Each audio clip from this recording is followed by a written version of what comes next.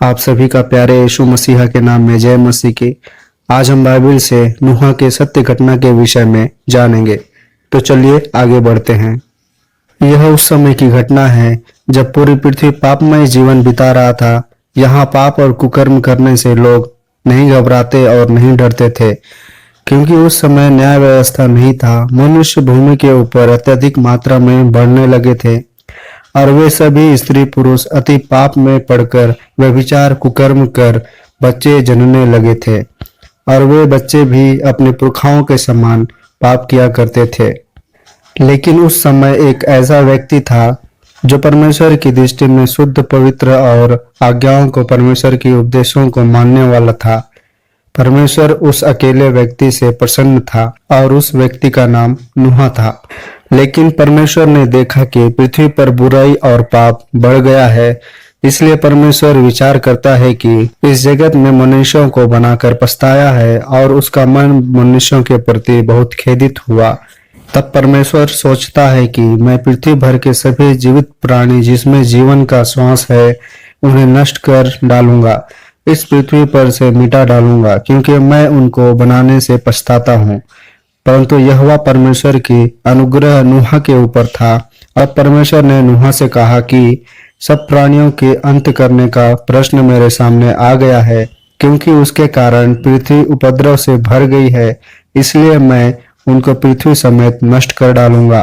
फिर परमेश्वर ने नूह से कहता है कि तुम गोपेर वृक्ष की लकड़ी से एक बड़ा 3 खंडों का जहाज बनाना, जिसकी लंबाई 300 हाथ, चौड़ाई 50 हाथ और ऊंचाई 30 हाथ की हो, और उस जहाज में एक खिड़की और एक बड़ा द्वार भी बनाना। और परमेश्वर ने नूह से कहा, नूह तू सुन और ध्यान दे, मैं पूरे पृथ्वी भर में जल प्रलय लाने पर हूँ, जिससे सभी जीवित प्राणी आकाश के नीचे से नष्ट हो जाएंगे, अर्थात मर जाएंगे। परंतु मैं तेरा परमेश्वर हूँ, तुझसे वाचा बांधता हूँ कि तेरे अच्छे कार्य के कारण तुझे जीवित रखूंगा।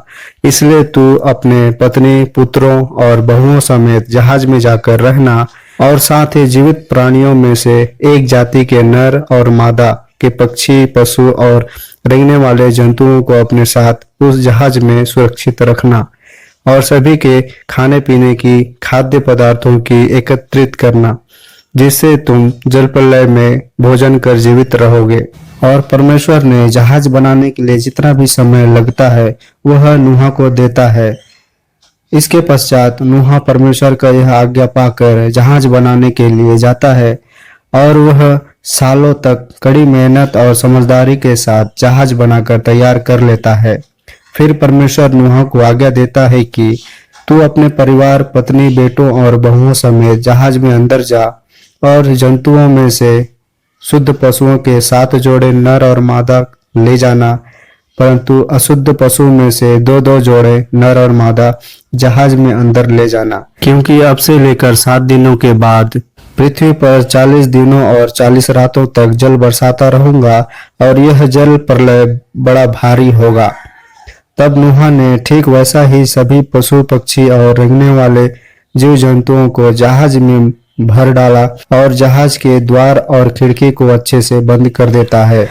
और परमेश्वर के कहे अनुसार 7 दिनों पश्चात भारी वर्षा, बारिश होना चालू हो जाता है, और पानी पृथ्वी पर धीरे धीरे भरने लगता है, जिससे नूह की जहाज भूमि से ऊपर पानी में उठकर तैरता हुआ आगे बढ़ता जाता है, और पूरे पृथ्वी भर में पानी ही पानी हो जाता है।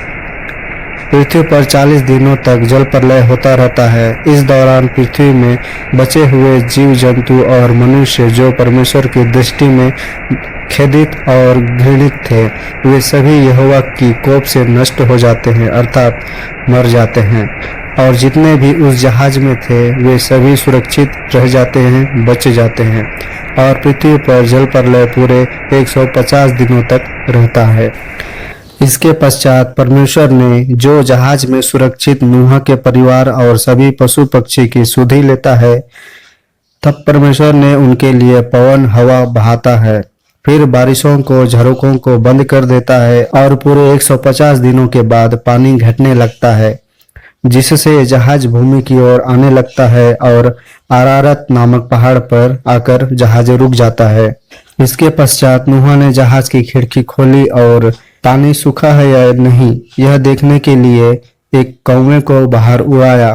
फिर इसके पश्चात फिर एक कबूतर को बाहर उड़ाया। तब भूमि का पानी पूरी रीति से नहीं सूखा था। फिर वापस कबूतर जहाज पर आ गया।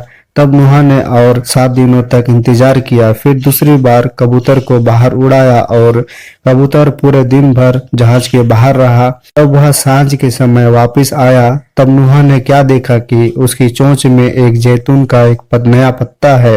इससे नूह ने जान लिया कि जल पूरी रीति से सूख गया है। इसके पश्चात परमेश्वर ने नूह को आज्ञा दिया कि तू अपनी पत्नी, पुत्रों और बहुओं समेत जहाज में से बाहर निकल आ और सभी पशु, पक्षी और रेंगने वाले जंतुओं को भी अपने साथ बाहर निकाल ले आ कि पृथ्वी पर उनसे बहुत बच्चे उत्पन्न हों और वे पूरे संसार में उनकी जातियां फूले फले और फैल जाए।